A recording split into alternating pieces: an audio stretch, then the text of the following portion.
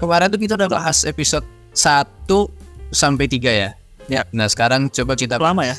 2 minggu lalu itu episode 8 gak tayang karena pengisi suaranya sakit. Jadi baru tayang episode 8 minggu ini. Hari kemarin tanggal 3 kalau nggak salah. ya gimana Pak menurut perkembangannya? Masih menarik sih buat gua. Memang kalau secara development karakter cukup cepat, benar tiba-tiba kuat. Cuma tiba-tiba kuatnya ini juga ada hokinya juga sih kalau menurut gua, karena dia bisa ngalahin di episode 4 itu kan dia ngalahin yang ular tuh. Ular. Oh mungkin kita ini dulu deh, episode 4 itu kan dia ngalahin ular. Ya. Di episode 5 itu intinya dia ketemu sama manusia-manusia penipu gitu kan. Ya, sama si orang kaya itu. Di episode 6 itu 456 itu dia membunuh para penipu Orang yang ngebohongin dia itu. Terus juga di endingnya ada serangan mendadak dari monster yang keluar ke dungeon dan dia dengan gampangnya ngebunuh si monster itu tanpa ketahuan siapapun. Dari jauh dia nyerahkan. Oh itu ya. Ya. Dan setelah itu episode 7 itu dia ngelawan Cerberus ya. Yang mau direkrut sama si anak orang kaya itu dan terus melawan Cerberus, dapat kunci, tapi dia sadar kemampuan kalau dia itu belum sanggup sekuat itu. Dan di episode 8 kemarin terakhir itu dia join kuasa lamanya itu ya, si anak Korea dan ternyata anggotanya adalah orang lama ya. Enggak, itu beda job tau.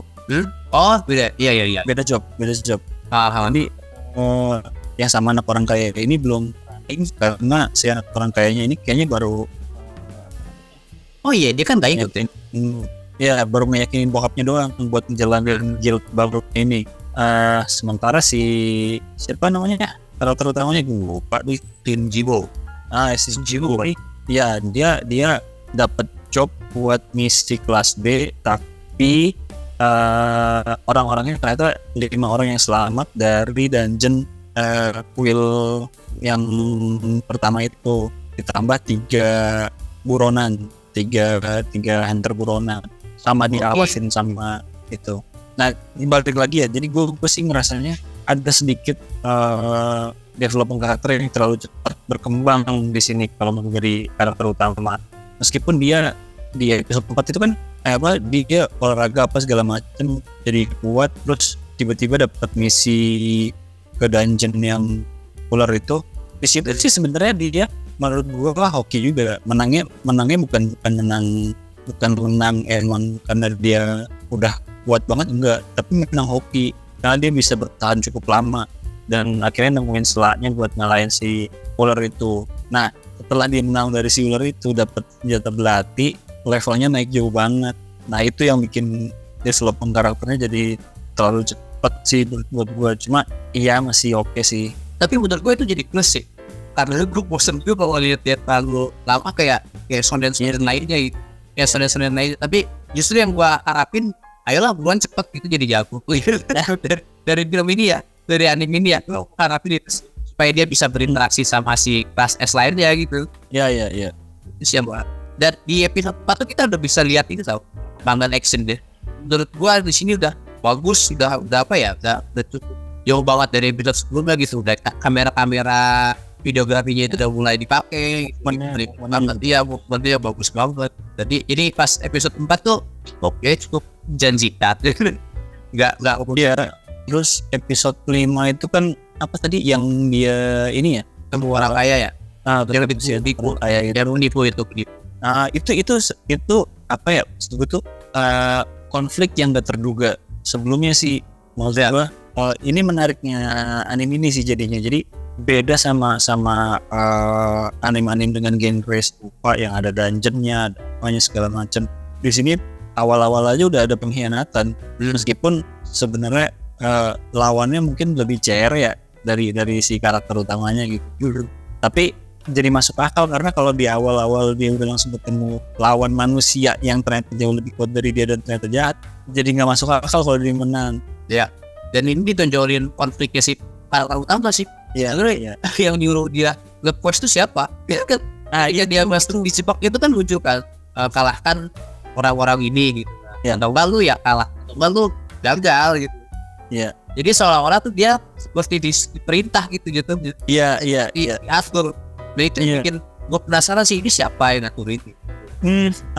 Apakah yang ngatur ini adalah orang yang sama yang menyelamatkan dia dari dungeon kuil itu? Atau emang itu monster dari kuil itu? Iya, Maksudnya atau monster dari kuil itu ya? iya, bisa dan bagaimana mekanismenya sampai dia bisa level up terus? Nah, Mekanismenya tuh dari mana gitu loh? Apakah hanya pure dia ini pencilan dari hunter-hunter yang ada yang masih bisa level up? Karena kan hunter-hunter yang lain kalau udah iya. ini aja kan. Bahkan kalau udah habis awakening ya S langsung buat. Ya, nah maksud gue, apakah nanti ada orang lain lagi seperti dia yang bisa Nah. ada apa namanya Notifikasi gitulah. Wajar deh. terus dan itu tuh apa ya, useful banget gitu, tahu si kotak itu dia kayak ada store-nya, ada apanya, butuh apa tinggal bisa beli gitu kan. Waktu pas lawan siapa ya, sih yang dia apa, oh ada bonus ini belum dipakai, ada bonus ini belum dipakai gitu. Kalau Cerberus tuh kayaknya sempat dia Cerberus Iya, kan iya. ada full free atau apa gitu. Kayak gitu. Dia memakai item-item apa kan? Dari Jadi apa ya, konsepnya apa ya, memadukan antara game sama dunia nyata gitu. ya. Jadi maksud gua, kalau ya itu cuma kalau lu mati di sini lu mati beneran gitu aja. Nah Itu baru dia. Ya. menarik. Gue sejauh ini masih menarik sih. Cuman apalagi di episode yang lawan Cerberus itu actionnya gila sih. Ih, parah itu. Keren sih. Gue puas tuh dari itu. Gue juga sempet kayak yang anjir lah, ini udah kuat banget gitu dari maksud gue pas abis nonton episode 6 di mana dia menang lawan orang-orang yang mengkhianati dia, cuma dia sendiri orang gitu. Terus ada ditambah lagi ditutup dengan adegan yang ada monster yang keluar dungeon, ada sekumpulan hunter udah berusaha tapi masih nggak bisa ngalahin. Ini cuma satu serangan doang langsung pertahanannya jebol gitu kan. Pas masuk di sebelum lawan Cerberus itu kayak anjir lah, kalau kayak gini doang bosan kali. Jatuhnya kayak One Punch Man jatuhnya. Iya. Buat terlalu OP ya. Iya. Nah, cuma pas lagi lawan Cerberus, anjir ternyata Cerberusnya levelnya jauh di atas dia gitu. Masih lebih kuat. Banyak. Iya, itu menarik sih. Nah, ditambah lagi pas beres ngalahin Cerberus itu kan dia ikut ke dungeon itu karena ada hadiahnya berupa elixir yang bisa nyembuhin si ibunya kan, apapun penyakitnya di dunia. Ternyata pas dia bisa menang lawan Cerberus, bahan-bahannya dibutuhkan di 3 dungeon berbeda kalau nggak salah. Dan Ya, item lah. tiga item berbeda, dia dapat kunci, cuma dia nggak langsung masuk karena dia udah bisa ngukur nih, kalau gue masuk mati gue nih. Lawan Cerberus saja masih gini. Nah iya, maksud gue gini, logika gue kalau gue main game, gue pasti bakalan level up dulu. Cuma level upnya ini apakah sampai si orang ini sampai ke tahap gue udah yakin gue bisa ngalahin dia, dan ternyata gue bisa ngalahin dia dengan mudah, ataukah dia masih bakalan struggle kayak lawan Cerberus? Itu yang gue penasaran. Kalau gue main game ya. Patokan gue bakal masuk gerbang itu ketika gue kalahin Cerberus itu dengan gampang, atau enggak dengan tanpa keras lah gitu. Jadi setelah Lu ngelawan bos sebelumnya lagi. jadi maksudnya kan sebelum lawan bos kan pasti lawan yang biasa nih. Nah lawan yang biasa itu kan farming lagi kan. Jadi apa? Naikin level lagi. Minimal lawan Cerberus tuh nggak sesulit itu kan. Kemarin gila sulit banget kan. Dia mau mati. Iya. Udah detik-detik akhir ya. Iya dari akhir udah mau maksud lu mati nanti. Akhirnya dia mundur. Nah itu maksud gua. Cuma kan gini, tahu, kalau kita main game kan kita bisa ngulangin stage sebelumnya. Iya. Terus kita ngukur, oh gue bisa ngalahin Cerberus nih. Oh iya. Lain enggak. Dia nggak bisa nih, Cerberus udah mati soalnya kan. Nah itu maksud gua. Nah mungkin itu akan kebayang ketika dia masuk ke dungeon sebelumnya buat ngalahin buat level up menuju ke rumah yang kebakaran itu. Kayak kan dia sempat ditis kan kalau si anak perangka itu butuh 19 dungeon ya kalau nggak salah ya, atau 20 dungeon gitu. Nah Ya mungkin dari selama jadi itu. Nah mungkin bakalan dari dungeon itu yang kayak, wah ini levelnya selevel Cerberus kemarin nih, oh ternyata udah bisa ngalahin. Nah ketika itu udah bisa, mungkin dia bakalan masuk. Nah cuma yang gue menarik di sini adalah kayaknya udah ada kecurigaan dari organisasi Hunter nih tahu ke si orang ini ke si Jiro. terutama. Oh itu di episode 8 kemarin ya? Iya, karena kenapa bisa secara kebetulan 5 orang yang selamat dari dungeon well itu dijadiin satu? Itu gue penasaran. Dan juga kenapa napi-napi itu dijadiin satu tim sama mereka? Meskipun emang dibilang sih mereka kekurangan orang di sini, orang sedikit. Tapi kenapa narapidana? Kayaknya nggak tahu ya. Gue ada feeling kayaknya narapidana ini nanti bakalan mati dibunuh sama si karakter utama ini, sama si Jinwoo ya. Karena gue ada punya insting membunuh kan sekarang. Gue masih pas nonton itu tuh gue masih ngerasain nikmatnya nonton itu gitu, masih ngerasain senang ya karena disuguhin si Sunjiwo yang dimana dia ketemu sama rekan lamanya dan dia udah ubah gitu, itu udah level up, udah gitu loh, udah gak kayak mereka gitu. Dan itu pertama kali dibikin interaksi lagi sama yang cewek itu. Iya. Awalnya kan deket banget sama yang cewek itu kan. Ya, si ceweknya juga minder kan. Ya itu nggak ada interaksi lagi. Sebenarnya gue berharap nggak ada interaksi lagi ya apalah. Setidaknya kalau nggak kena lagi ya say goodbye atau apalah gitu biasa. Tapi karena gitu. Karena sebenarnya si Jinwoo ini juga nggak bisa sendiri tau. Berkaca dari pertarungan lawan Cerberus, dia tuh udah sekarat kan. Dia butuh healer tau. Ya maksudnya baru sekarang gitu ketemu sama si ceweknya. Enggak, mungkin di sini gimana ya? Mungkin dengan ketemunya sekarang dia bakalan sadar kalau gue tuh butuh bantuan si cewek ini nih buat masuk ke tim gue. Mungkin mereka nanti bakalan masuk. Mungkin ada bakal join ya. Guildnya sama si anak orang kaya itu. Killer, iya sih. Iya kayak gitu-gitu.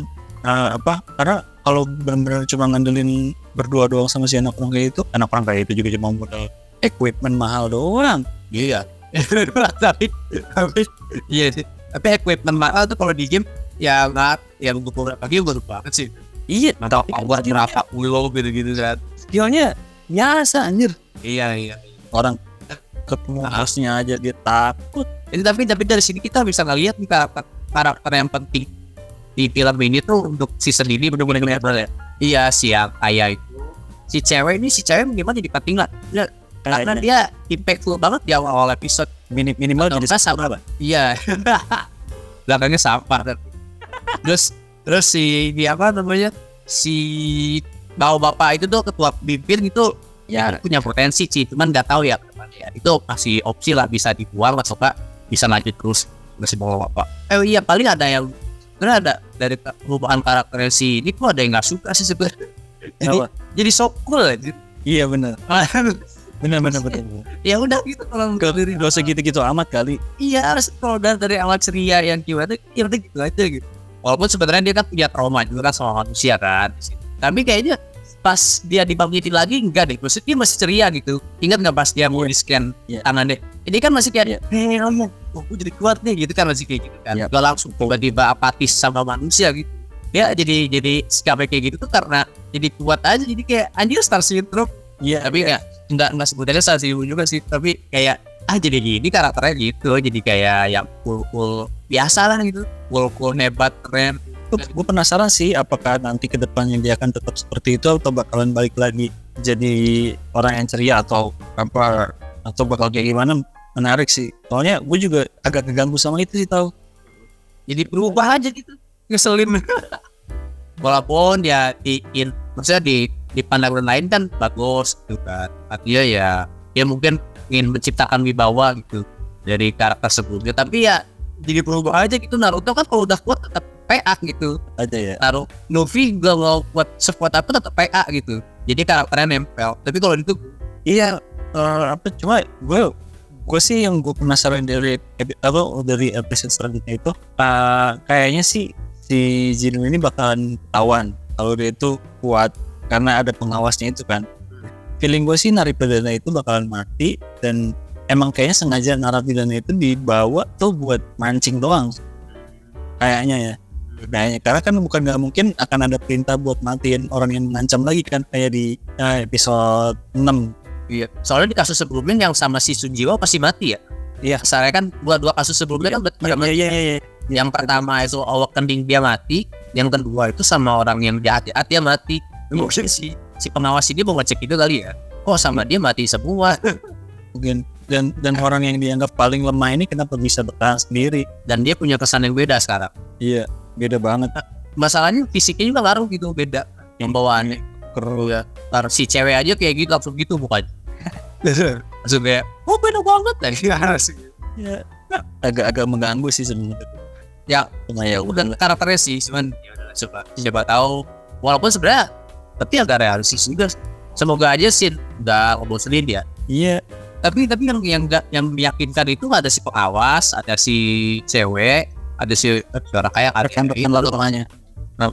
Jadi ya cukup meyakinkan lah gitu. Kayaknya bakal seru gitu, konflik batinnya tuh bakal seru kayaknya. Iya. Oke. Kalau kalian masih ada keraguan sama soal leveling juga bisa sharing-sharing sama kita ya. Ya cuman ya kalau misalkan kalian udah tahu manganya bagus banget, turunin ekspektasi aja sih.